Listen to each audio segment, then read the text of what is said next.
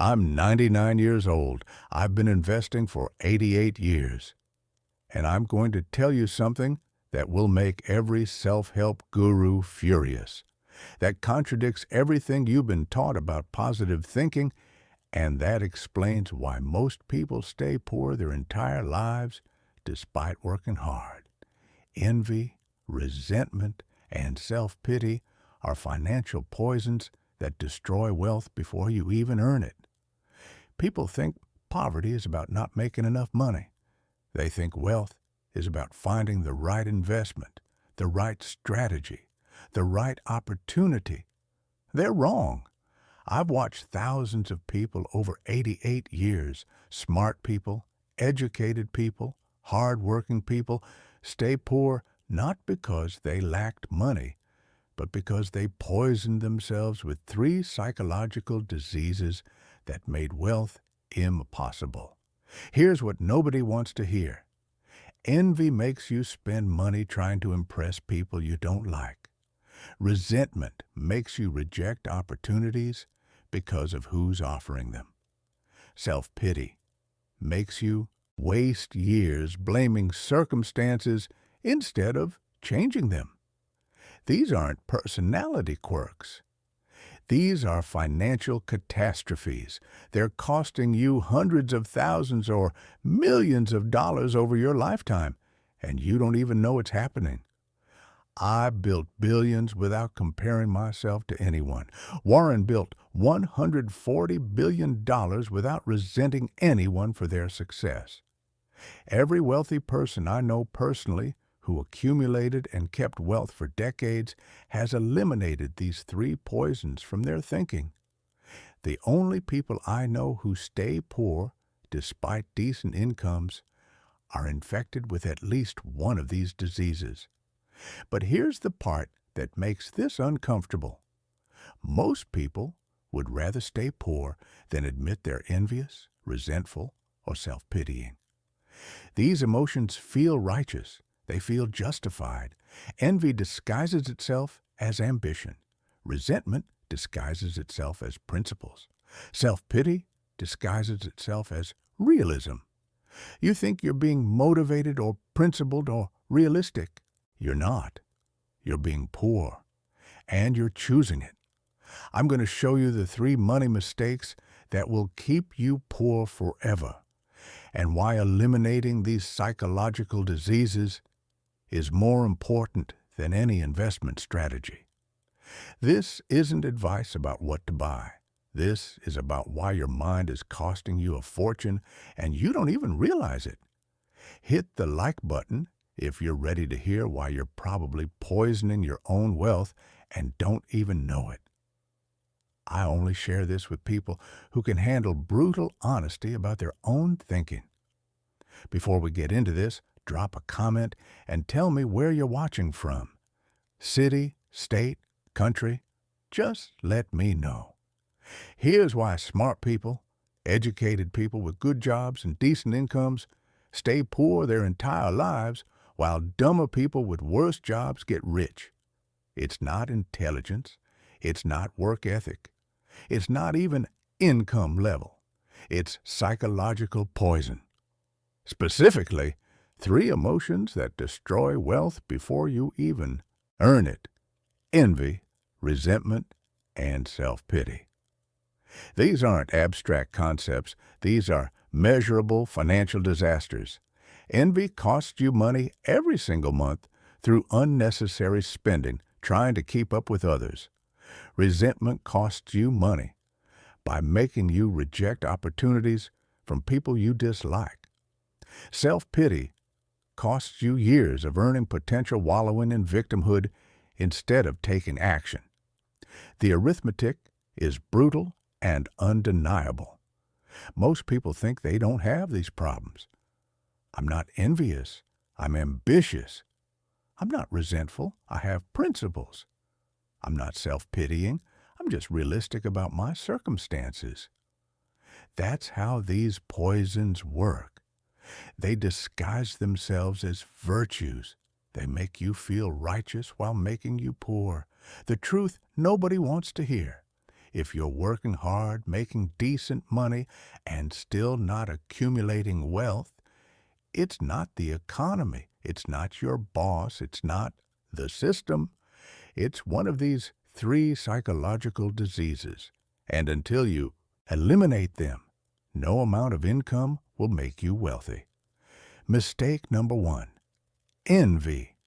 The disease that makes you spend money to impress people you don't like.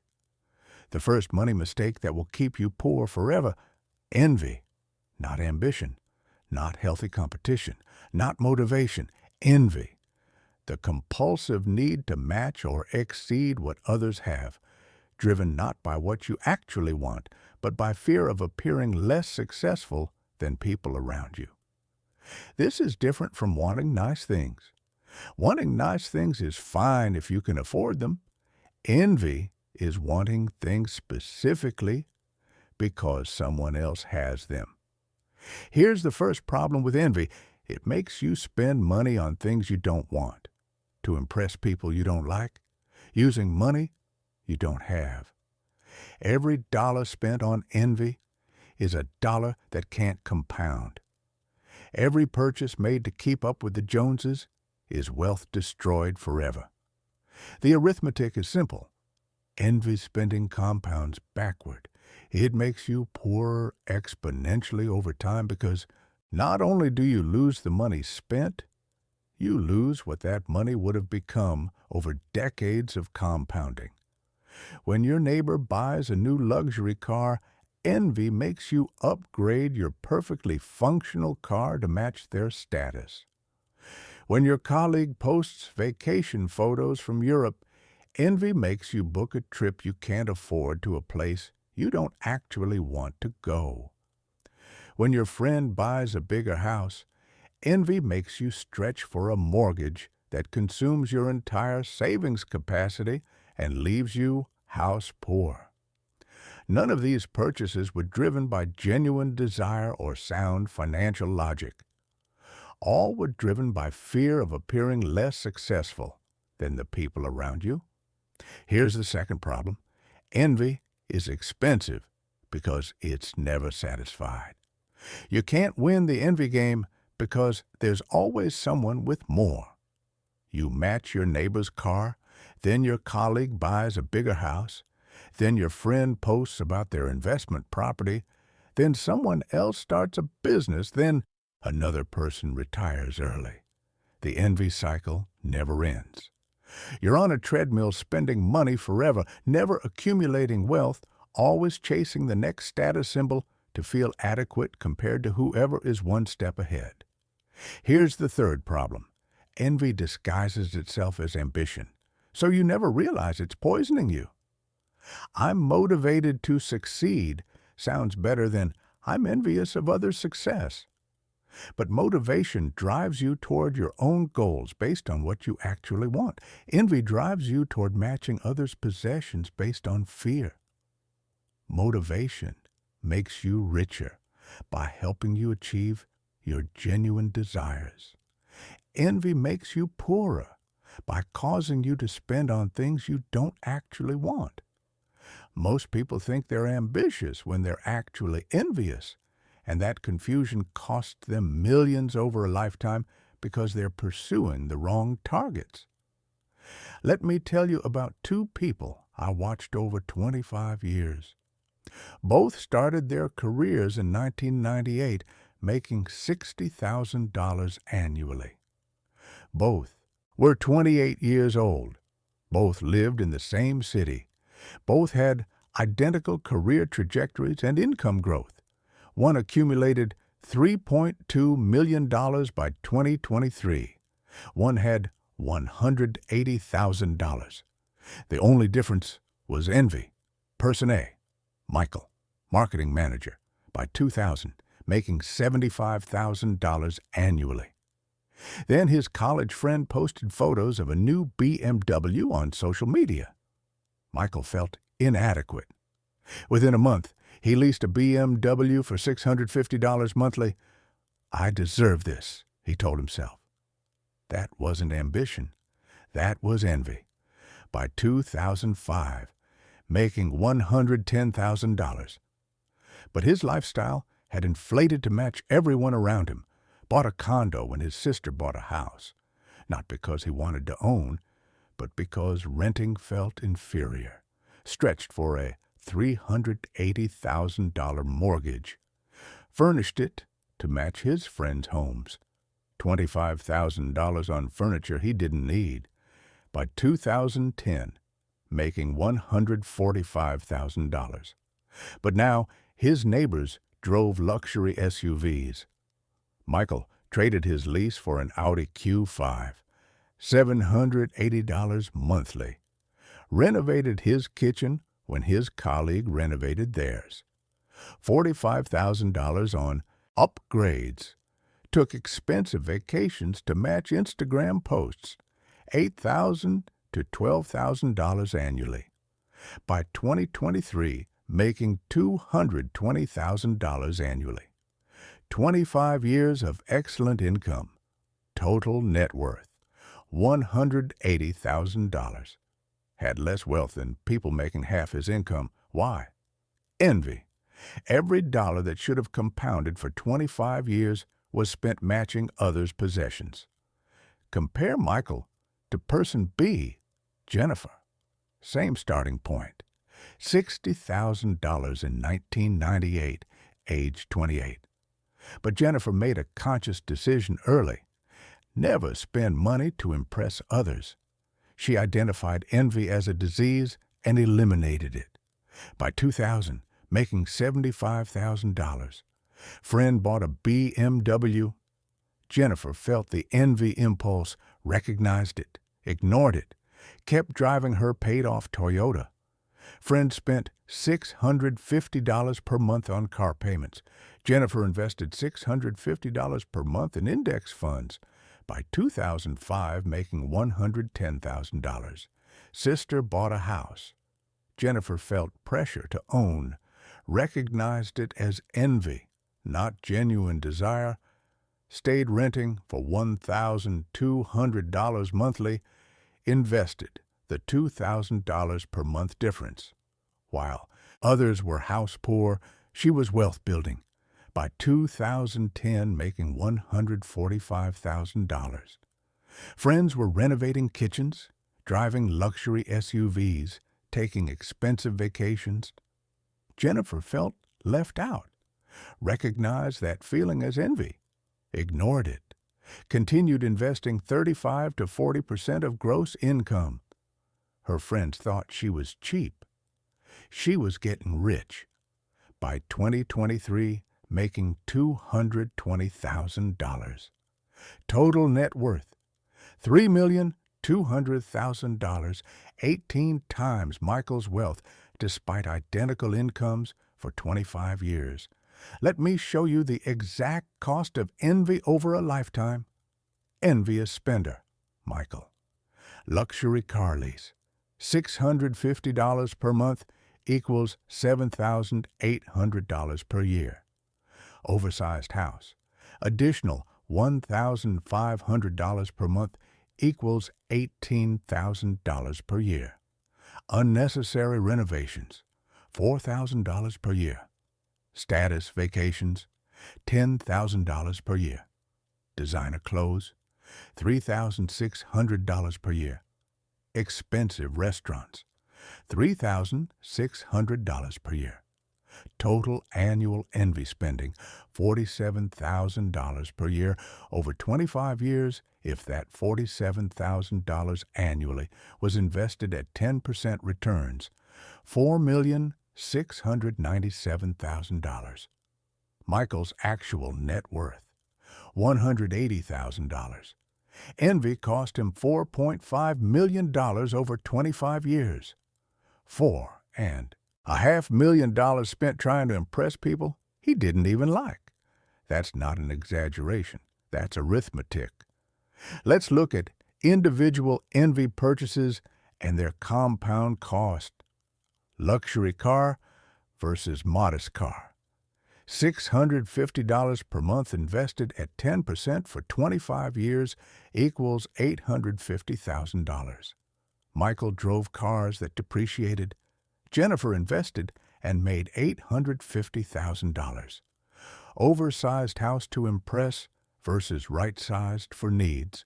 $1,500 per month invested at 10% for 25 years equals $1,965,000. Michael had extra bedrooms he didn't use. Jennifer had $2 million. Status vacations for Instagram versus experiences enjoyed. $6,000 per year invested at 10% for 25 years equals $600,000. Michael had photos to prove he'd traveled. Jennifer had $600,000. The arithmetic is undeniable. Every envy purchase doesn't just cost what you spend today, it costs what that money would have become if invested for decades. Envy isn't just expensive, it's catastrophically expensive. I built billions without comparing myself to anyone. In the 1950s and 60s, when I was building my career and early wealth, I didn't care what car my colleagues drove, didn't care what house my friends bought, didn't care what vacations they took. I cared about one thing: compound interest working in my favor instead of against me. In 1960, I made decent money as a young lawyer. Could have lived like my wealthier colleagues. Chose not to. Lived modestly. Invested aggressively. While they were impressing people with their lifestyle, I was getting rich quietly. They thought I was cheap. I was compounding. Warren lives in the same house he bought in 1958 for $31,500. Not because he can't afford better, because he eliminated envy from his thinking 65 years ago. He doesn't care what house his neighbors have. He doesn't care what car his colleagues drive. He doesn't spend money trying to impress anyone. That's why he has $140 billion while people who tried to look wealthy their whole lives have nothing. Every wealthy person I know who accumulated and kept wealth for decades has eliminated envy. Every person I know who stays poor despite good income is infected with it. The pattern is unbroken across thousands of cases I've observed over 88 years. Envy makes you spend money trying to impress people you don't like with possessions you don't need, using money you don't have. It's a disease that makes wealth impossible. The cure is simple but difficult. Stop comparing yourself to others financially. Every time you feel the impulse to buy something because someone else has it, recognize that as envy, not ambition, not desire, envy, financial poison, and eliminate it. Buy things because you genuinely want them and can afford them, not because others have them. The test is simple. If no one ever knew about your purchase, would you still want it? If the answer is no, it's envy spending. Don't do it. That money compounds to millions over decades when invested instead. Mistake number 2. Resentment. The disease that makes you reject opportunities from people. You dislike the second money mistake that will keep you poor forever. Resentment. Specifically, rejecting opportunities, jobs, partnerships, or advice because of who's offering them, rather than evaluating the opportunity itself objectively. Resentment makes you stay poor to maintain your sense of moral superiority. This is one of the most insidious wealth destroyers because it feels righteous. Here's the first problem with resentment. It makes you reject opportunities that would make you wealthy because you dislike the person offering them. Your wealthy boss offers you equity in his company. You reject it because you resent his success or dislike his personality. A successful relative offers to mentor you in their business. You refuse because of old family grudges or because you think they're arrogant. A colleague you dislike shares an investment opportunity. You ignore it because of personal conflict or because taking their advice feels like admitting they're smarter. Every rejected opportunity is wealth destroyed. Every time you say no to money because of who's offering it, you're choosing poverty over pragmatism. The arithmetic is brutal, and I've seen it play out hundreds of times.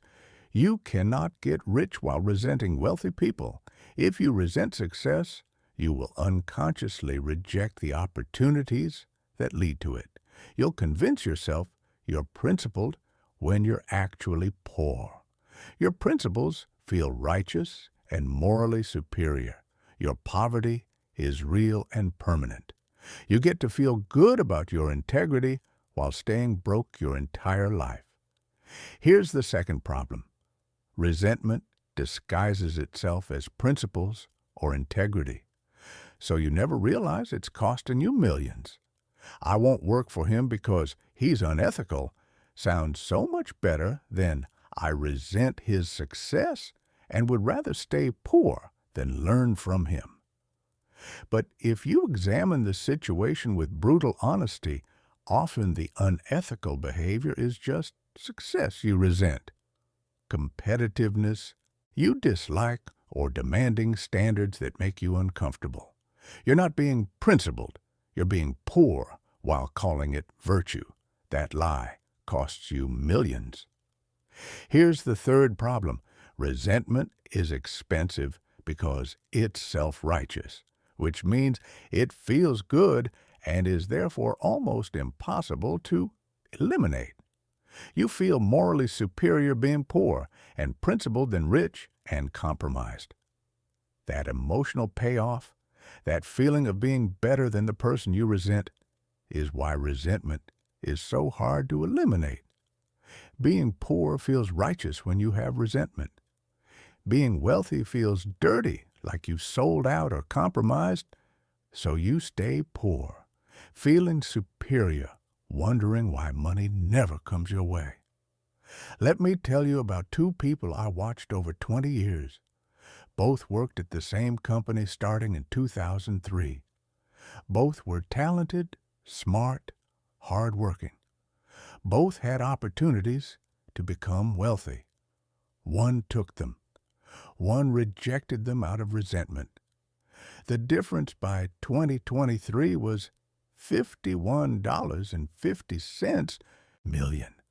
Person A, David, age 32, in 2003 hired as senior engineer at a startup making $95,000.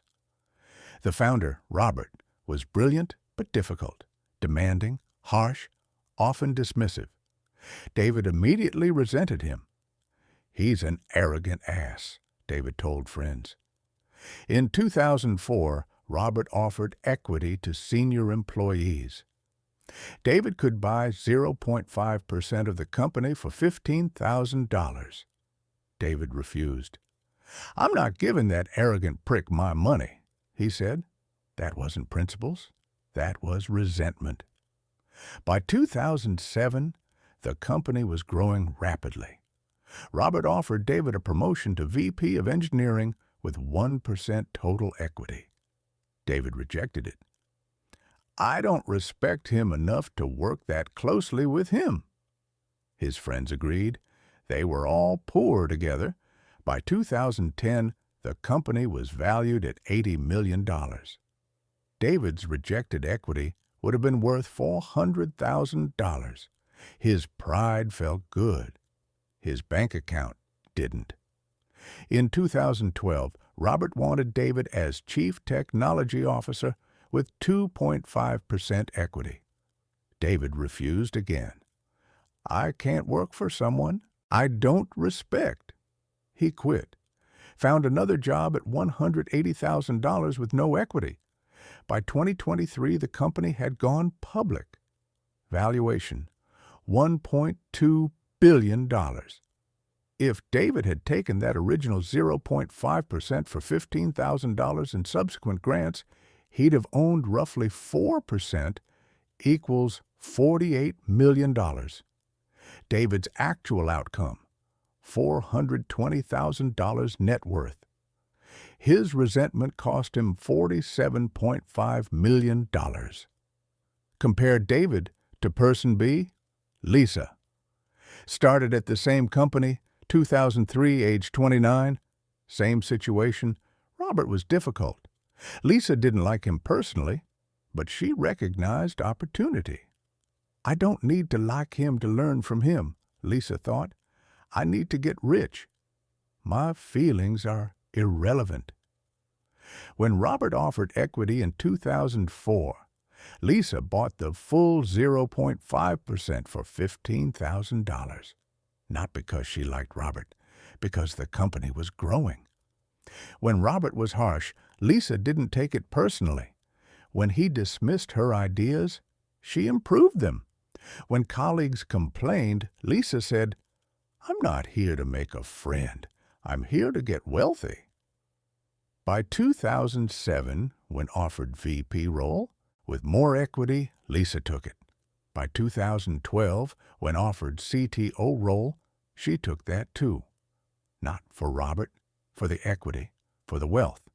By 2023, her total equity, roughly 4% of $1.2 billion, equals $48 million. Total net worth, $52 million. David, 20 years of resentment, $420,000 net worth. Lisa, 20 years of pragmatism, $52 million net worth. Lisa made $51.5 million more because she eliminated resentment from her decision-making. She didn't need to like Robert. She needed to recognize opportunity and take it. Let me show you the exact cost of resentment. David's rejected equity, 2004.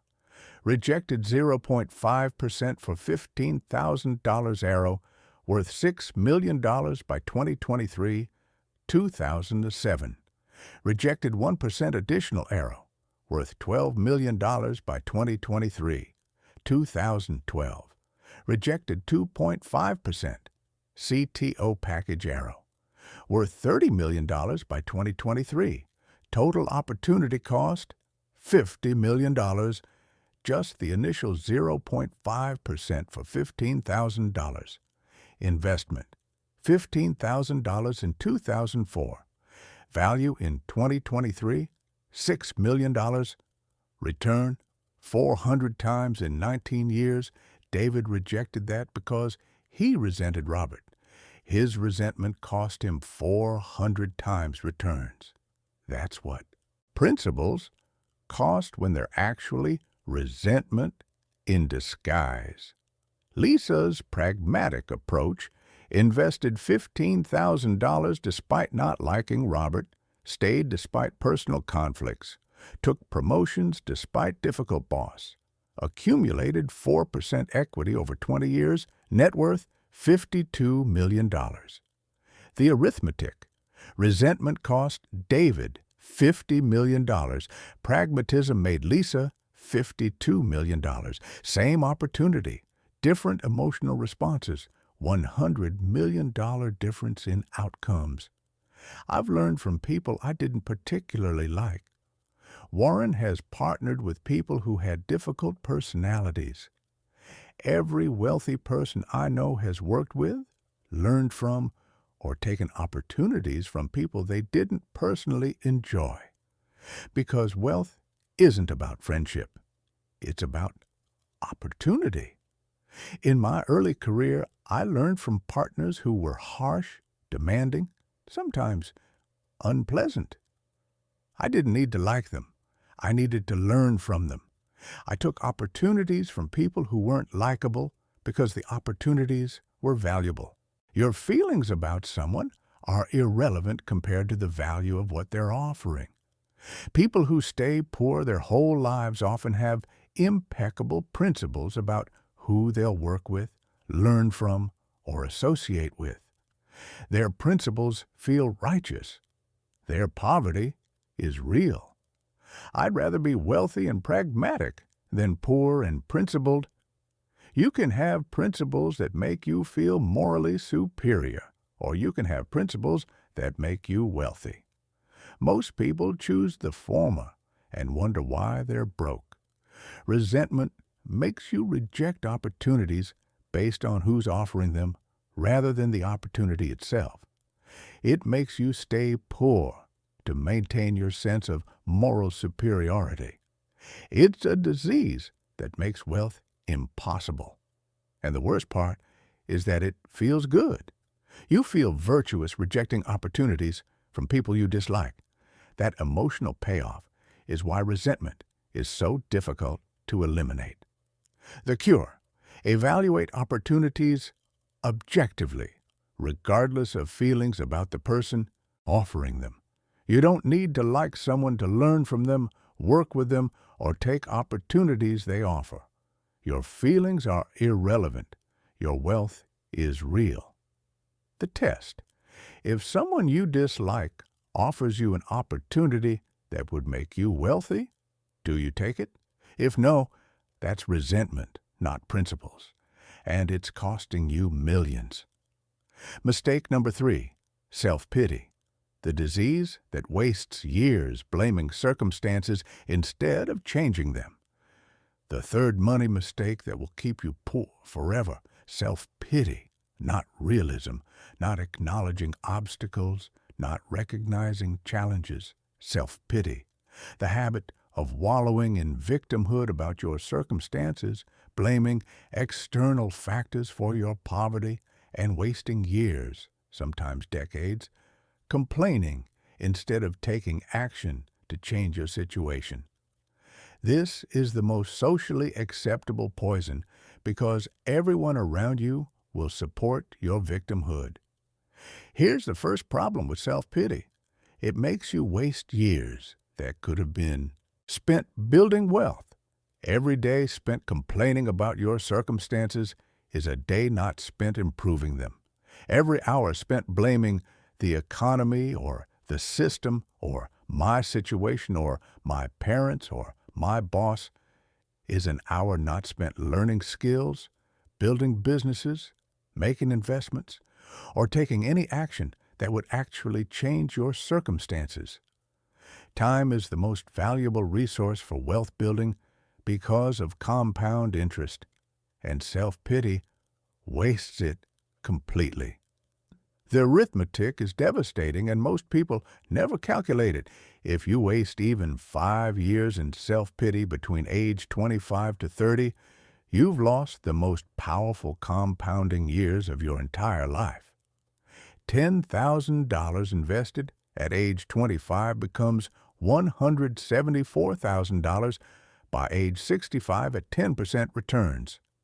The same $10,000 invested at age 30 becomes only $108,000. You lost $66,000 in future wealth per $10,000 by wasting just 5 years feeling sorry for yourself instead of taking action. Now, multiply that across all the money you could have earned and invested in those 5 years.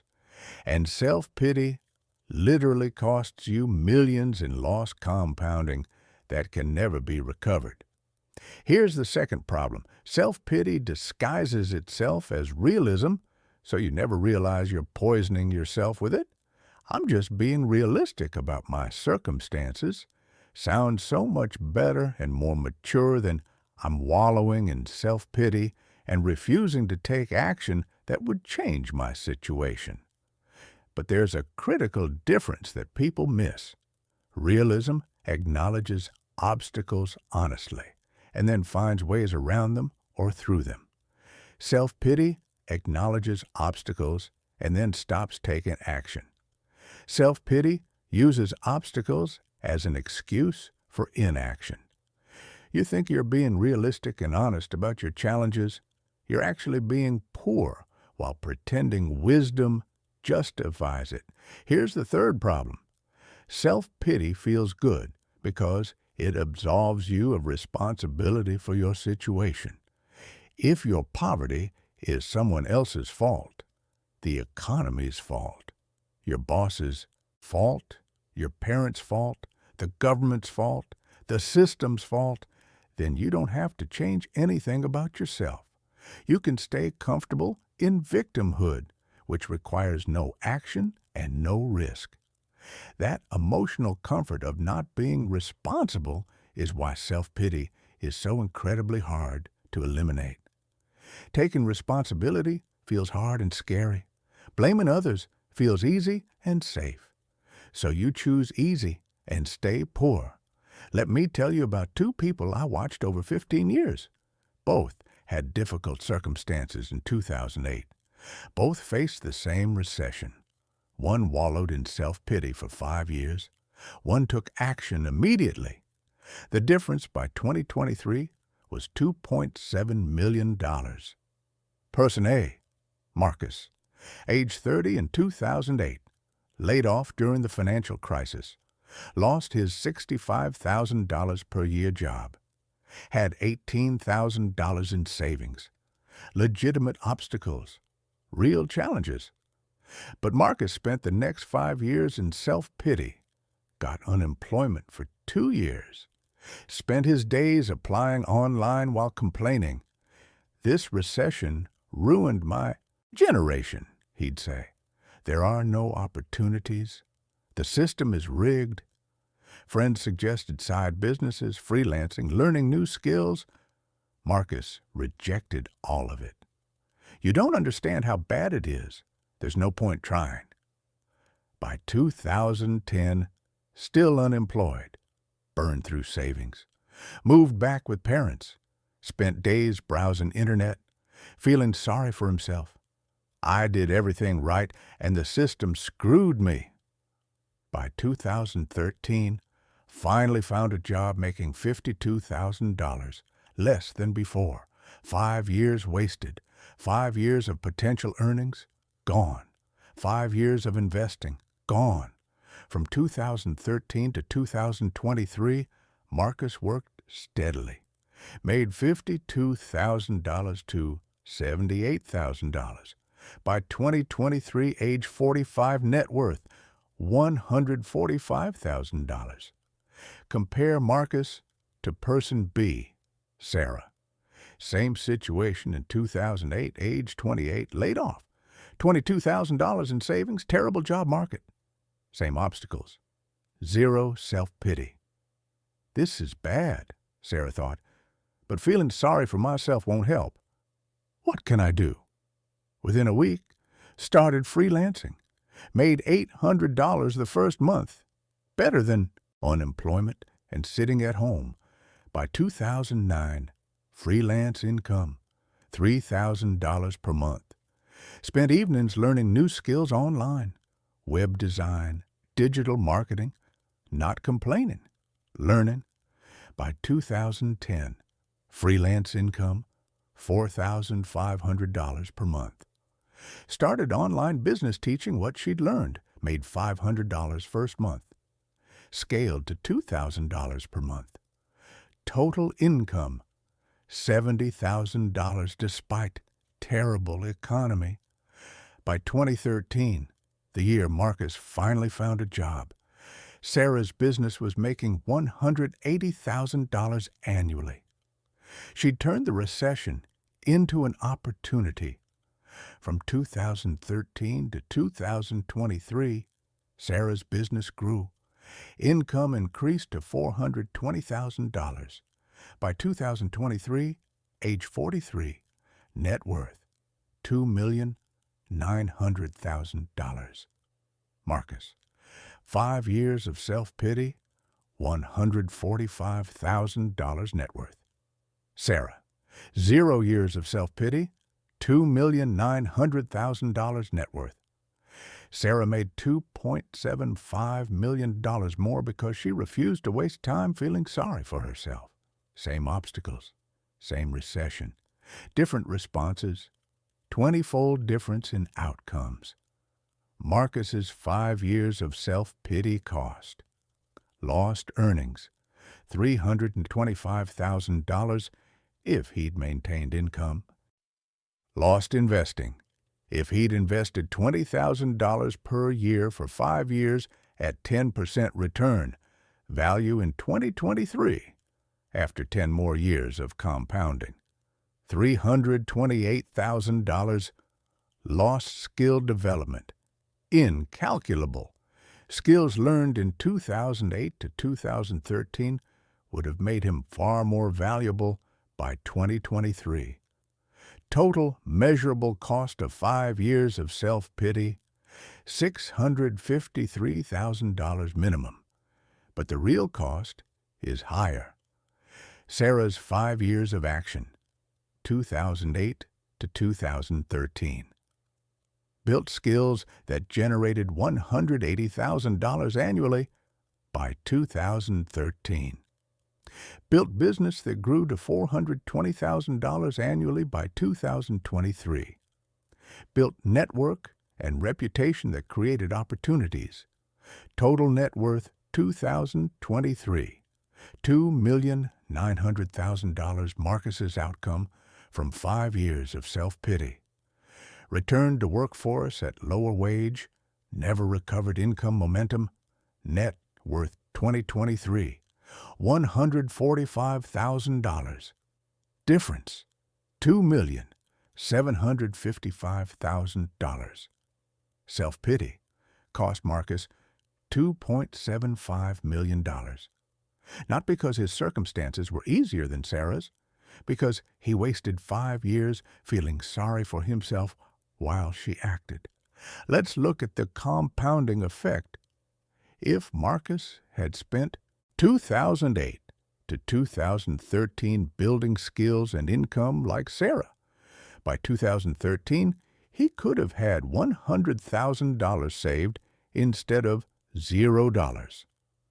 That $100,000 invested at 10% for 10 years, 2013 to 2023, becomes $260,000.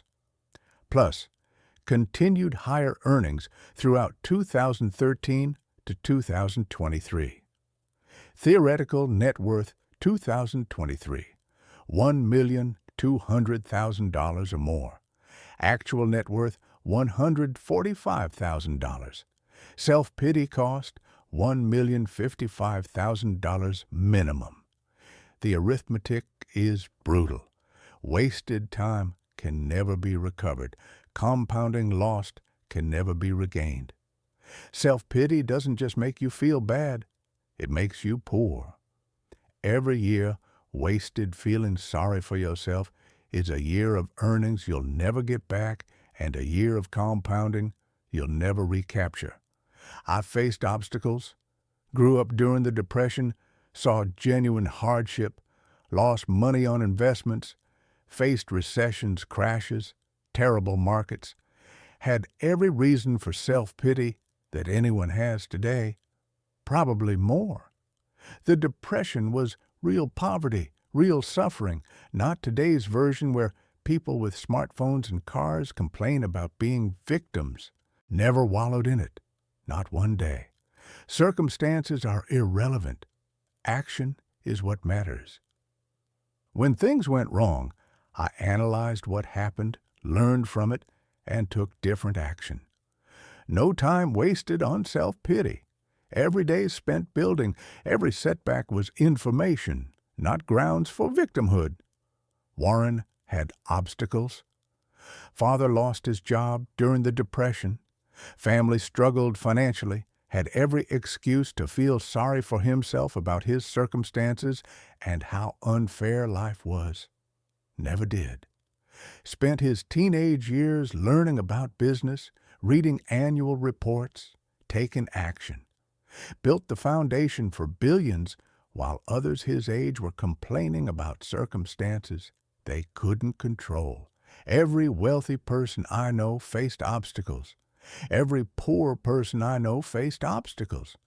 The difference isn't the obstacles. The difference isn't who had it harder. The difference is whether you waste years feeling sorry for yourself or take action despite circumstances. That's it. That's the entire difference between people who build wealth and people who stay poor their whole lives, blaming circumstances. The cure: eliminate all self-pity from your thinking. Acknowledge obstacles, they're real, but spend zero time feeling sorry for yourself. Every minute in self-pity is a minute that could have been spent taking action. Let me make this simple. 3 money mistakes that will keep you poor forever. Mistake number 1. Envy makes you spend money trying to impress people you don't like. $47,000 annually in envy spending cost you $4.7 million over 25 years. That luxury car, oversized house, expensive vacation, bought to keep up with others, compounds to millions when invested instead. Mistake number 2. Resentment makes you reject opportunities from people you dislike. One rejected equity offer because you resented your boss costs $50 million over 20 years.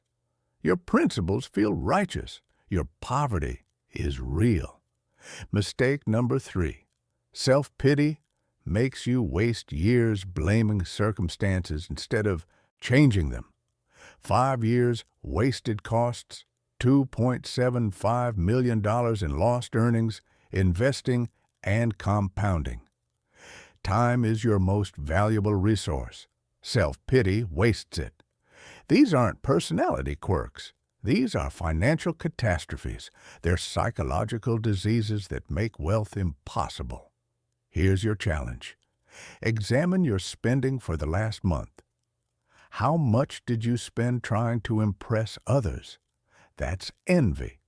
Calculate the compound cost over 25 years. Examine your career decisions. What opportunities did you reject because you disliked who was offering them? That's resentment. Calculate what you left on the table. Examine how you spend your time. How many hours last week did you spend complaining versus taking action? That's self-pity. Calculate the opportunity cost. Most of you won't do this. You'll defend your envy as ambition, your resentment as principles, your self-pity as realism. You'll stay poor while feeling righteous about it. I'm 99 years old. I built billions by eliminating envy, resentment, and self-pity.